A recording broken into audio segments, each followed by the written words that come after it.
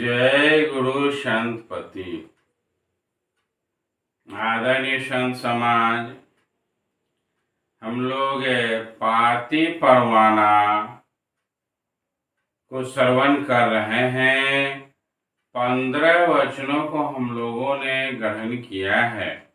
आते हैं अब 16वें वचन की ओर। यह अंतिम वचन है, 16वां वचन। 16वां वचन कहता है, साँचे जहाज संत का जो लाख दफा पसंद पड़े, तो संत के जहाज पर चढ़ें, तो पार पार होए संत वचन प्रमाण सही।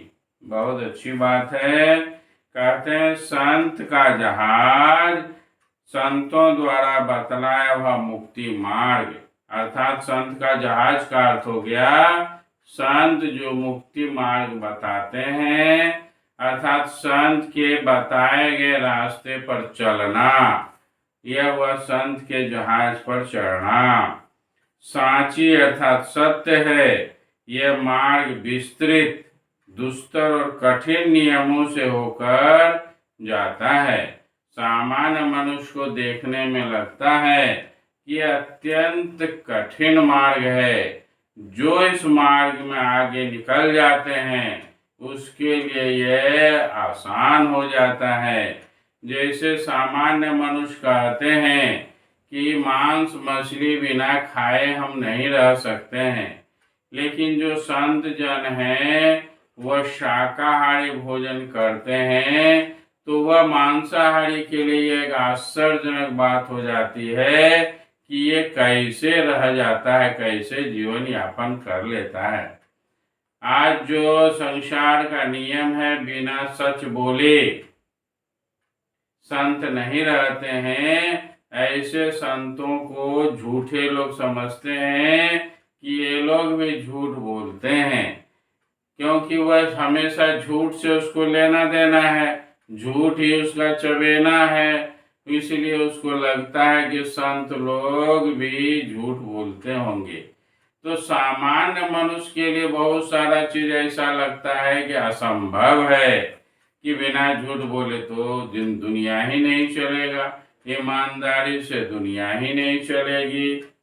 इस तरह से बहुत ऐसी छोटी छोटी चीज भी है जो संतों के लिए सहज है और सामान्य मनुष्य के लिए ये बहुत कठिन दिखाई देता है।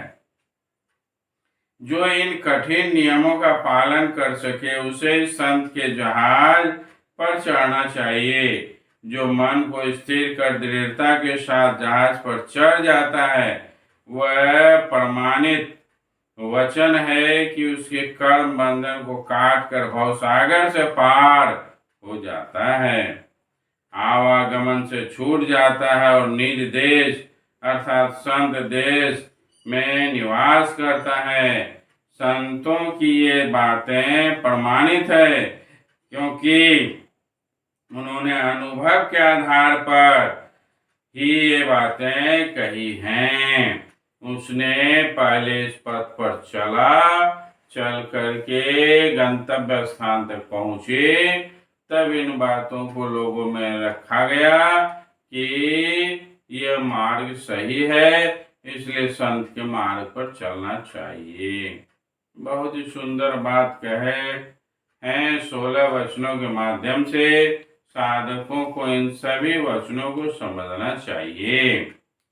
आदरणीय संत समाज, मानव जीवन बड़ा ही अनमोल है। 84 लाख योनियां बताई गई है। 84 लाख योनियों का भी आंकड़ा है, लेकिन उसमें 4 लाख योनियां मनुष्य की है। 84 लाख योनियों में 4 लाख योनियां मनुष्य की है।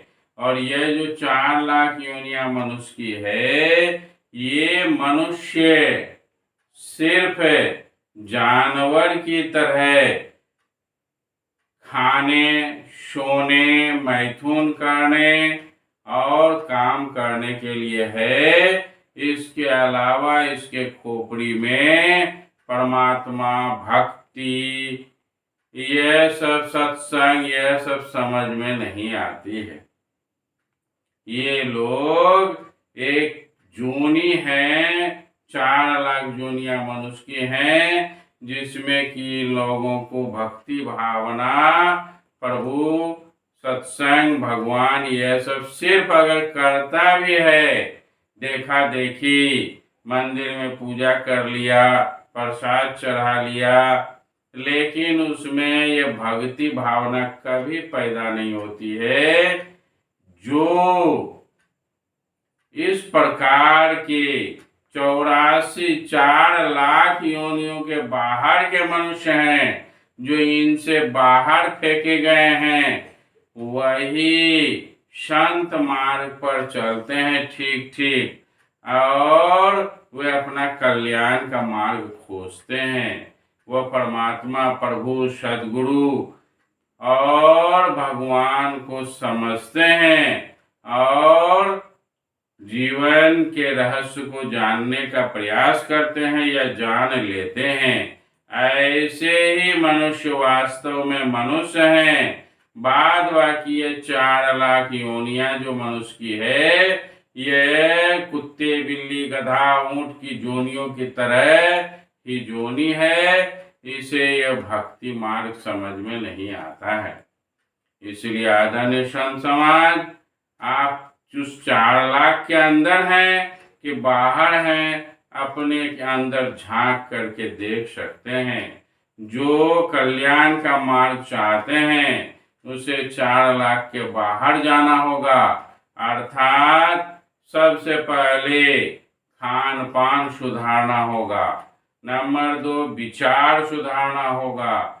नंबर 3, काम, क्रोध, लोभ, मोह, ईर्ष्या, इन सब को छोड़ना होगा।